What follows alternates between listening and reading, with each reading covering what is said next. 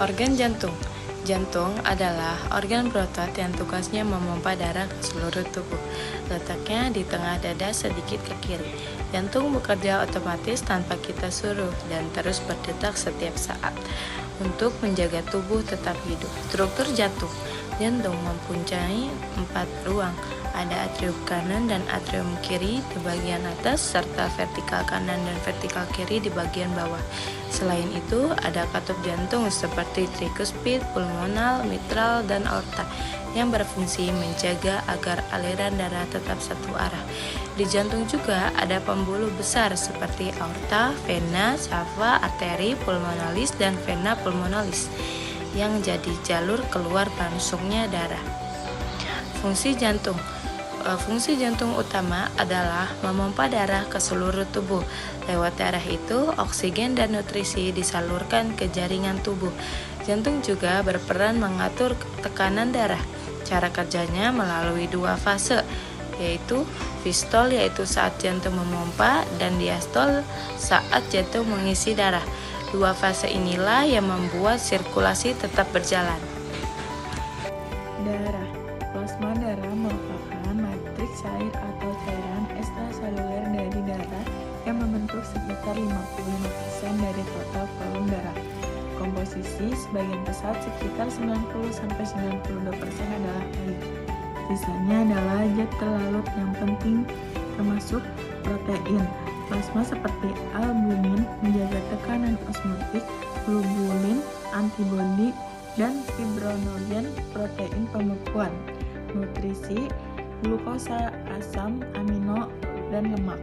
Garam mineral, elektrolit, natrium, kalium, kalsium, dan lain sebagainya.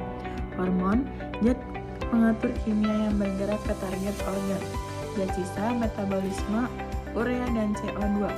Fungsi utama bertindak sebagai medium transportasi untuk semua zat yang disebutkan di atas dan mendistribusikan panas ke seluruh tubuh. Elemen padat darah merupakan sel-sel fragmen sel yang tersubstansi dalam plasma membentuk sekitar 45% dari total volume darah, dikenal sebagai hematopoietik. Yang terdapat pada gambar itu ada trombosit, ada sel darah putih, dan sel darah merah. Sel darah merah atau erosit adalah pengangkutan oksigen atau O2. Mereka mengandung hemoglobin, sebuah protein yang kaya zat besi yang meningkatkan O2 di paru-paru. Fungsinya mengangkut oksigen dari paru-paru ke jaringan dan membawa kembali sebagian karbon dioksida atau CO2. Ciri khasnya tidak memiliki inti sel dan mengandung hemoglobin. Selanjutnya itu ada sel darah putih atau leukosit, adalah bagian dari sistem kekebalan tubuh. Mereka melakukan patroli melalui aliran darah dan menyerang patogen, bakteri, atau virus yang terdeteksi. Fungsi merupakan bagian dari sistem kekebalan tubuh, bertanggung jawab untuk melawan infeksi bakteri, virus, dan membersihkan sisa-sisa sel mati. Ciri khasnya memiliki inti sel dan dapat bergerak menembus dinding pembuluh darah ke jaringan. Selanjutnya itu ada kepingan darah atau trombosit, berperan dalam menghentikan pendarahan ketika pembuluh darah rusak. Trombosit akan berkumpul di lokasi luka dan memicu serangan reaksi kimia yang menghasilkan bekuan darah atau koagulasi.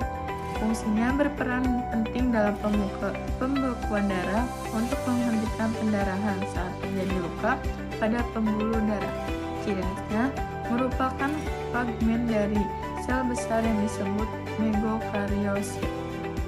Pembuluh darah adalah bagian dari sistem peredaran darah yang berfungsi mengalirkan darah ke seluruh tubuh.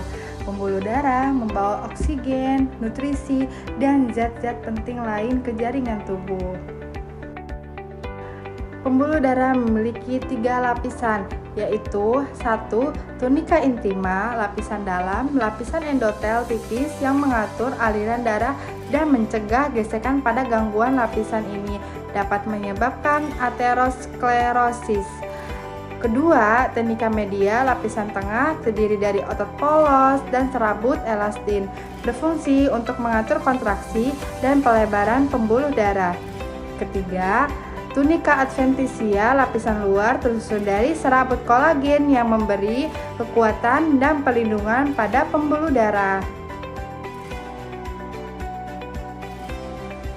Aterosklerosis adalah kondisi di mana terjadi pengerasan dan penyempitan pembuluh darah arteri akibat penumpukan plak di dinding pembuluh darah. Aterosklerosis dapat menyebabkan berbagai komplikasi seperti gagal jantung, serangan jantung, irama jantung yang tidak normal, stroke, dan penyakit arteri perifer. Pembuluh darah dibagi menjadi 3 jenis, yaitu yang pertama pembuluh nadi arteri yang mengalirkan darah keluar dari jantung. Dindingnya tebal dan elastis karena membawa dari bertekanan tinggi dari denyut jantung. Yang kedua, pembuluh balik vena yang mengalirkan darah kembali ke jantung. Umumnya bertekanan lebih rendah dan ada katup untuk mencegah darah mengalir balik. Yang ketiga, kapiler yang pembuluh darah paling kecil dan menghubungkan arteri dengan vena, tempat terjadinya pertukaran oksigen, nutrisi, dan sisa metabolisme. Pembuluh nadi merupakan pembuluh nadi terbesar yang keluar dari bilik kiri. Pembuluh nadi memiliki lapisan elastis yang tebal sehingga mampu menerima tekanan darah yang berasal dari denyut jantung. Pembuluh balik itu memiliki 2 pembuluh balik besar, yaitu pembuluh balik besar atas dan pembuluh balik besar bawah. Pembuluh balik besar atas, vena cava superior, berfungsi sebagai saluran dari kepala dan tangan ke serambi kanan jantung. Sedangkan itu, pembuluh balik besar bawah, vena cava inferior, berfungsi sebagai saluran dari tubuh dan kaki ke serambi kanan jantung. Pembuluh darah kapiler adalah pembuluh darah kecil yang menghubungkan organ dan jaringan tubuh dengan arteri dan vena. Jadi, perbedaan pembuluh balik dan pembuluh nadi itu bedanya pembuluh balik mempunyai lapisan elastis yang lebih tipis daripada pembuluh nadi, dan pembuluh balik juga memiliki karup di sepanjang pembuluh yang berguna untuk menahan aliran balik darah.